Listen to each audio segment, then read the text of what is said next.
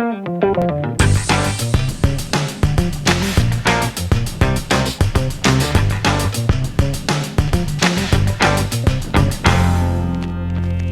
noite, pessoal. Meu nome é Ismael Soares. Eu sou gestor aqui no time de produtos da Bluesoft e vou compartilhar com vocês aí o que eu aprendi no TDC 2020.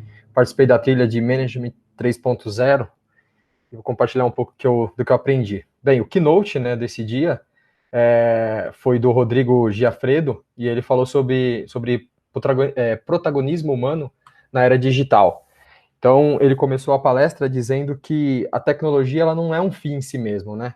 No fundo, o que a gente espera com a tecnologia é alcançar um resultado que é voltado para negócios. E para isso a gente precisa do lado humano. Então, a ideia da palestra dele foi mostrar a importância da gente trazer de volta o lado humano para os negócios. E não adianta a gente ter tecnologias e metodologias sem a gente ter esse lado humano. Aí ele falou um pouquinho sobre que seria tipo uma fórmula da alta performance, né? Que seria ter um pouco de estresse, que seria uma sobrecarga, com a euforia, que seria a alegria por alcançar alguma coisa. Isso está um pouco ligado também com a questão de ter OKR, de você trabalhar com objetivos, né? Então a ideia de estresse, né? É você trabalhar sempre um pouquinho acima do seu limite, para você não ficar na zona de conforto. Então, o que ele chama de um pouco de sobrecarga. E a euforia é a comemoração por você alcançar. Então, toda vez que você alcança algum objetivo, você coloca um pouco mais de sobrecarga e com isso você vai aumentando a sua auto-performance. Só que aí ele fala para tomar cuidado, né, para não exagerar na dose, porque senão essa sobrecarga pode ser muito grande e aí você acaba entrando no caos. Ou também o contrário, de você trabalhar numa zona de conforto muito grande e de repente você ficar estagnado, né, não haver crescimento. Ele falou também da importância de ter uma empresa, de criar, né, na empresa um ambiente que favoreça o aprendizado e o crescimento, né? Então, ter experimentação para poder errar e acertar, consertar, experimentar de novo é muito importante. E os erros, eles são necessários para melhorar e crescer, né? Quando a gente enxerga o erro como uma forma de melhorar, isso traz crescimento. O ruim é quando a gente ignora o erro, né? Ou a gente pune o erro. Mas quando o erro ele é utilizado como um trampolim para a gente poder passar para a próxima fase, ele ajuda a gente a crescer. E falou também para a gente não ser 100% pragmático, né? Eu sou uma pessoa bastante pragmática, mas faz sentido o que ele falou, né? Às vezes você tem que lembrar que você não está lidando com uma máquina, você está lidando com pessoas. Então você precisa também ter esse lado humano de às vezes mudar um pouquinho as coisas para poder conseguir alcançar o resultado. E aí eu peguei algumas frases legais aqui para falar para vocês. Uma delas é esse da Lucy Adams, que diz o seguinte: assim como os modelos organizacionais baseados em comando e controle não funcionam mais, os velhos manuais de RH também não funcionam mais. Os grandes líderes de transformações bem-sucedidas são, acima de tudo, grandes seres humanos. Então, eu acredito bastante nisso, né? Eu acho que a gente ficar colocando coisas em manuais, esperando que isso vai resolver os problemas, na verdade, não vai, né? Dificilmente a gente volta num manual para poder ficar olhando como que a gente tem que se comportar. Então, eu acredito que quando se trata de crescimento, de performance das pessoas, do lado humano, isso é no dia a dia, é na convivência, né? Então é importante lembrar desse lado humano. Ele fala também a questão de feedback, né? Então a mentalidade do crescimento, né? Você precisa ter feedback constante. Então o líder precisa constantemente estar liderando e fazendo coach das pessoas para poder ajudar a crescer. Então dá feedback dos pontos que precisa melhorar, mas ao mesmo tempo faz o coaching dessa pessoa, ajudando ela a passar para a próxima fase. E uma outra coisa interessante é a questão da vulnerabilidade. Então a gente estava acostumado, né, no passado, enxergar a vulnerabilidade como uma coisa ruim. Então o líder ele não podia ser vulnerável, né, porque é o líder. E hoje em dia esse pensamento não é mais assim, né? Então quando você vai começar uma conversa com alguém no feedback, geralmente você mostra a vulnerabilidade para você poder criar uma confiança, né?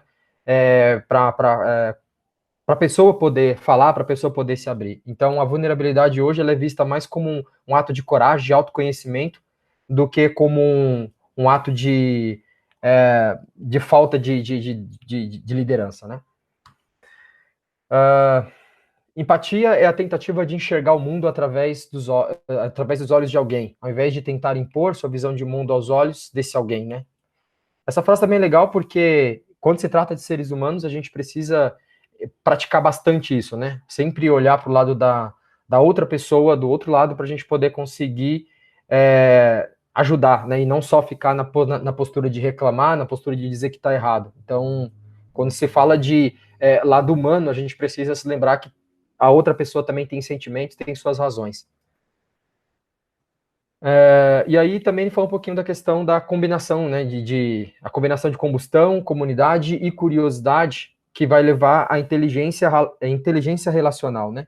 Então, e aí a inteligência relacional, junto com ambientes psicologicamente seguros, vai criar uma organização exponencial, né? Então a gente precisa criar ambientes onde as pessoas se sintam bem, onde elas tenham segurança para poder dar ideias, para poder experimentar, errar e acertar também. E a gente precisa preparar esses indivíduos para que eles tenham essa inteligência relacional, e o relacionamento entre eles vai fazer com que a empresa cresça, vai fazer com que a empresa atinja os seus negócios, atinja os seus objetivos. É isso. A segunda palestra, estou falando de autogestão e OKRs, né? Do Luiz Lula Rodrigues, também Lula, né? O apelido dele é Lula, e Rafaela Fonseca. Eles são da K21. Eles contaram um pouquinho sobre o início lá na K21. Lá eles têm uma gestão um pouco diferente, né? Então eles não têm hierarquia, a gestão é sem comando. E aí a dificuldade que eles tinham é porque eles não sabiam que direção tomar sem que tivesse alguém que desse essa direção. Então eles viram no OKR uma forma de dar a direção para as pessoas, dando para elas objetivos, né? Para que elas pudessem saber o que elas tinham que fazer. Então, como não tinha um líder para fazer isso, os OKRs começou a direcionar as pessoas. Tiveram dificuldades no início, né? Porque as pessoas não estavam acostumadas a trabalhar com OKR, então não foi um início fácil. Eles tiveram vários erros, né? Que a Gisele já comentou aqui também sobre erros que a gente comete quando está fazendo definições de OKR.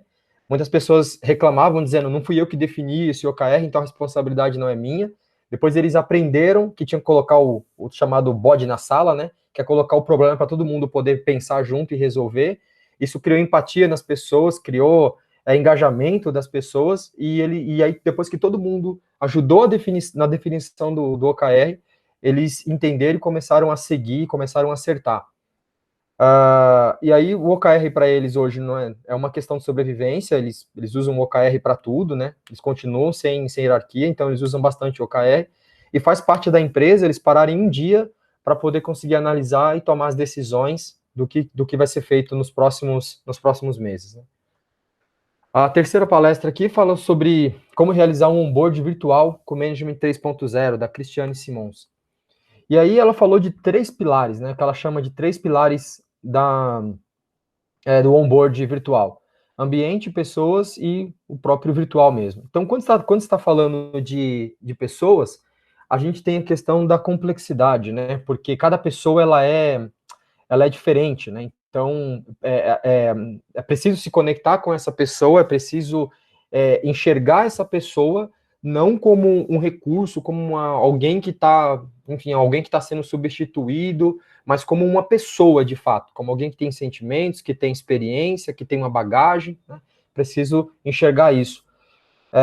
E aí, ela falou também de criar uma cultura, né, para poder conhecer as pessoas. Então, tipo, criar algum tipo de ritual, né, para poder a pessoa poder se apresentar e a empresa também poder apresentar os seus colaboradores para ela. Aceitar essas diferenças, né, como eu falei, porque essas pessoas elas vão vir com uma bagagem, então essas diferenças elas vão acontecer no início, e permitir criatividade, porque geralmente quando as pessoas elas vêm de fora, elas têm muitas ideias, né? Elas conseguem enxergar muitos problemas que nós que estamos na empresa não conseguimos enxergar. Então, permitir a criatividade, permitir que essas pessoas deem feedback é importante. Em relação ao ambiente, como facilitador, né? Quem está fazendo o onboard ali acredita naquilo que está vendendo? Então, tipo, o ambiente que você vende é o que você sente? Então, isso é uma pergunta importante, né? Porque não pode ser uma mentira, assim, né? Não pode ser pintar um quadro que não é realidade. E é preciso, então, nesse caso, compartilhar as dificuldades da empresa, né? Dizer, olha, nós estamos passando por essa situação, está acontecendo isso na empresa, para que a pessoa depois não se assuste, né? Saia do onboard achando que é tudo mil maravilhas, e depois no dia a dia ela veja que tudo aquilo foi uma farsa, que nada daquilo é real. Então, isso é um problema sério que não pode acontecer no momento em que estiver acontecendo um onboard. Criar um ambiente seguro, né? Criar confiança, deixar claro para a pessoa quais os desafios que ela terá e alinhar as expectativas com ela também. Ela precisa saber o que é esperado dela, tá? E às vezes, o que é esperado dela quinzenalmente, mensalmente, porque esses objetivos podem mudando ao longo do tempo, porque ela vai adquirindo experiências e aí, lógico, as expectativas vão crescendo, tanto do lado dela como do lado da empresa também. E aí, ela fala também da questão da rede informal, né? Porque geralmente a gente tem aquilo que a gente fala da empresa, mas tem o que dizem por aí. E aí a gente precisa conhecer o que dizem por aí, né? Como que as outras pessoas, ou as pessoas da empresa que já estão lá, veem a empresa, né? Porque no dia a dia é isso que a pessoa que está entrando vai ver.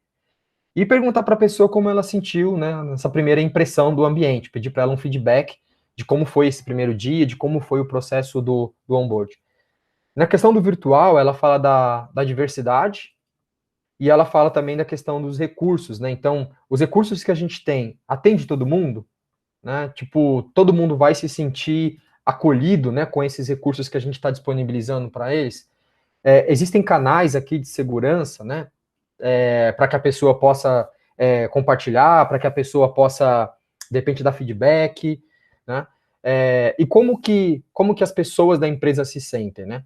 Então, é importante que as pessoas que estão também trabalhando nesse ambiente virtual, né, a gente tenha esse feedback das pessoas que estão trabalhando nesse ambiente virtual, porque, de novo, uma coisa é aquilo que a gente fala, outra coisa é como as pessoas se sentem na realidade.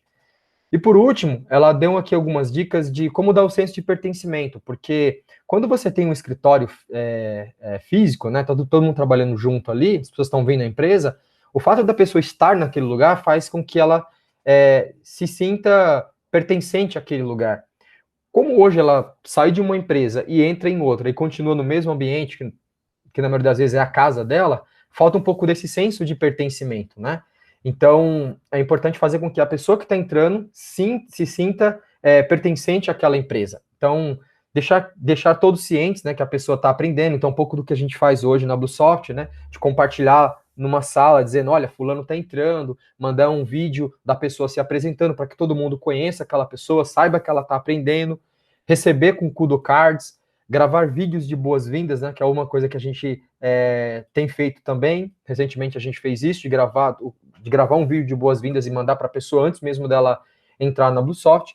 Tem um kit falando sobre, na verdade, não é falando sobre ele, mas é falando sobre o time mesmo, né?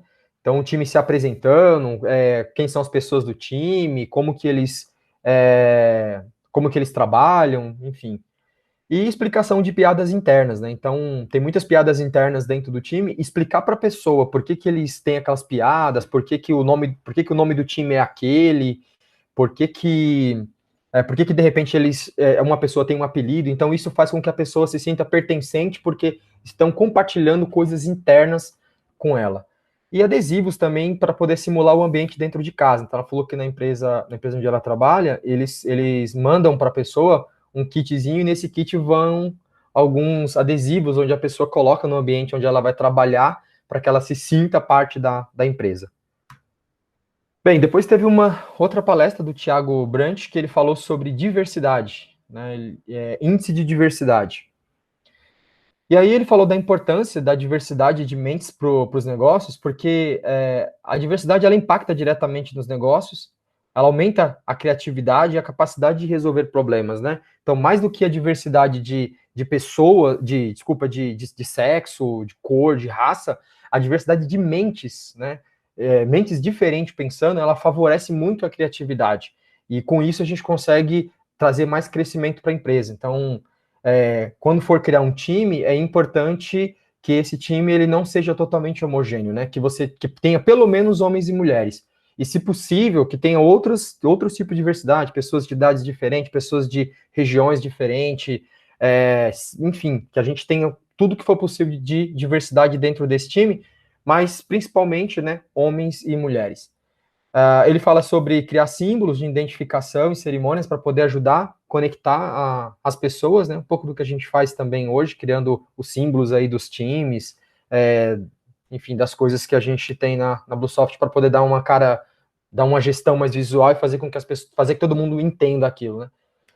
E ele fala sobre as regras, 7 regras para gerentes criativos, né? Então, nutrir a diversidade, criar mercados, confiar no mérito, não fazer previsões, modernizar o ambiente de trabalho, mudar as restrições e abrir as fronteiras.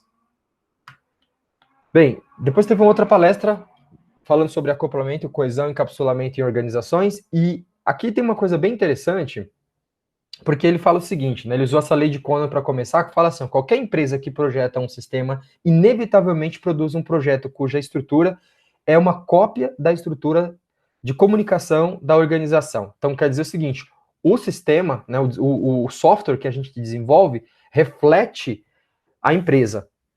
Né? E se você for parar para pensar, isso faz bastante sentido.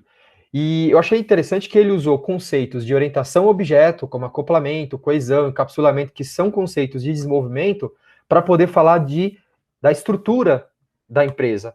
Então, por exemplo, quando a gente está falando aqui de acoplamento, né? O que seria um acoplamento dentro da empresa, né? O acoplamento seria quando um time depende do outro. Então, esse é um acoplamento dentro da empresa. No código, é quando você tem dois componentes e esses dois componentes eles só funcionam se estiver junto. O componente ele não tem uma independência para funcionar sozinho. Então, quando está falando de organização, é isso. O time A faz a tarefa, mas ele não consegue lançar essa tarefa porque ele depende do time B fazer a parte dele. E às vezes o time B está ocupado, não consegue fazer a parte que ele compete, e de repente essa tarefa ela não é lançada, esse recurso ele não é disponibilizado, tá? Então isso cria um acoplamento entre os times. E aí falando de coesão, né? O que é coesão? Na orientação a objeto, a coesão é quando um componente ele faz apenas uma coisa, quando ele tem uma responsabilidade única, muito bem definida, e tudo que está lá dentro daquele componente, né? Aí componentes podem entender como uma classe, né? Para quem é mais técnico, tudo que está lá dentro, os métodos, as variáveis, tudo que está lá dentro tem uma relação muito forte. Então, isso é um acoplamento. Então, quando isso acontece, a gente fala que... Desculpa, acoplamento não, coesão. Então, quando isso acontece, a gente fala que existe aí, então, uma alta coesão. Uma baixa coesão é o contrário, é quando tem muita coisa junta e você não consegue definir qual que é o objetivo daquele componente. Bem, aí fica fácil para poder levar para a empresa, né? Quando se trata de empresa. O que seria isso? Então, uma equipe, né, onde tem uma baixa coesão, é quando você tem um grau de interdependência baixo entre os times. Ou seja, cada um faz uma tarefa individual e não depende da outra pessoa do time, tá? Tô falando de um time, para poder fazer a sua tarefa.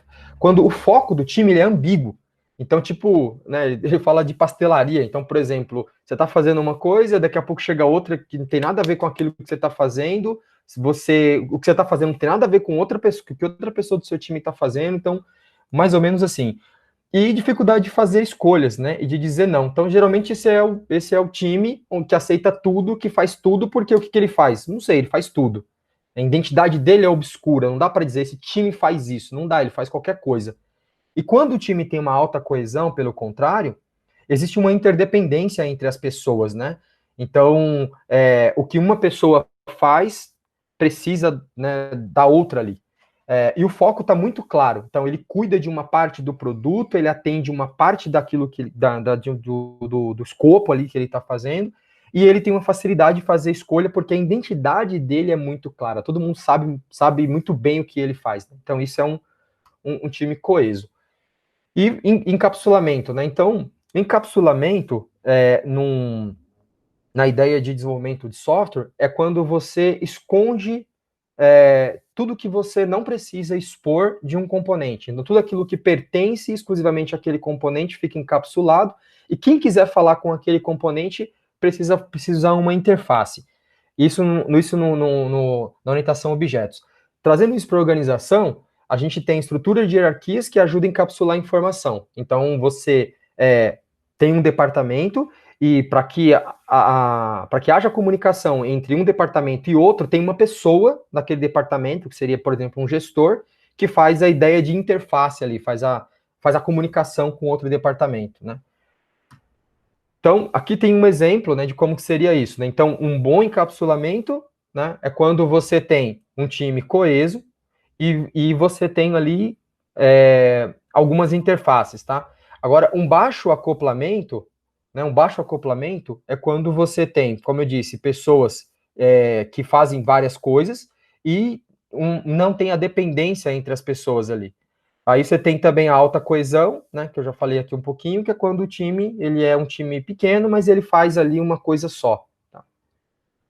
E por último, para encerrar, uma palestra um pouco mais científica aqui da Solange Aguilera, que ela fala, use a cabeça, né, os hormônios use a cabeça, os hormônios do trabalho em equipe, né, tipo, para usar os hormônios do trabalho em equipe. Então ela falou sobre as 3 partes do cérebro humano, e ela falou um pouquinho sobre os hormônios aqui. Então, ela mostrou como que o nosso cérebro funciona e como que a gente pode utilizar isso pensando no trabalho em equipe, tá? Eu não vou entrar em detalhe aqui para não gastar muito tempo, vou para a parte dos hormônios. Então, ela fala que a endorfina, né, responsável por...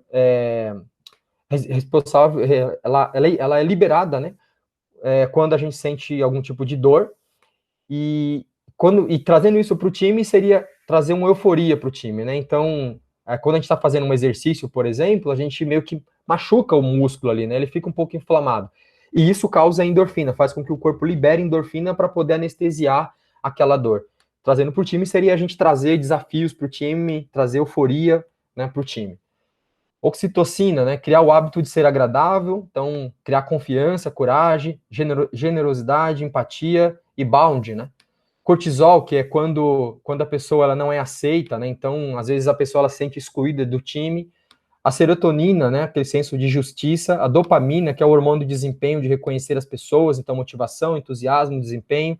E a adrenalina, que seria para desafiar as pessoas, né? Geralmente a adrenalina ela acontece quando tem medo, pânico ou dor. Então, se a gente pega esses hormônios, né, e leva para o lado da decepção, que seria o lado ruim, a gente está falando que a dopamina é quando acabou alguma coisa, né? Acabou, por exemplo, a comida, acabou o romance. A endorfina, quando acabou a dor, né? Então acaba a dor, acaba a endorfina. Então é importante a gente sempre desafiar o time para que eles estejam sempre produzindo endorfina, né? O time precisa se sentir desafiado o tempo todo. A oxitocina, né, que geralmente é quando as pessoas usam o outro como a muleta, né, tipo, joga a responsabilidade para fora. Serotonina, né, diz respeito a todo custo, né, respeito a todo custo. E a adrenalina, que é qual será a nossa próxima aventura, né, tipo, porque o time já não se sente mais desafiado. Então, como que a gente faz, né, pensando do lado do estímulo? Então, registrar as conquistas, usar humor, né, ter amigos, então criar um ambiente onde as pessoas tenham amigos e, de novo, criar desafios e também criar dentro do time a autoconfiança, né? Não só na própria pessoa, mas também no próprio time. Que o time se sinta responsável por aquilo que faz. Bem, é isso, pessoal. Isso é tudo. Obrigado.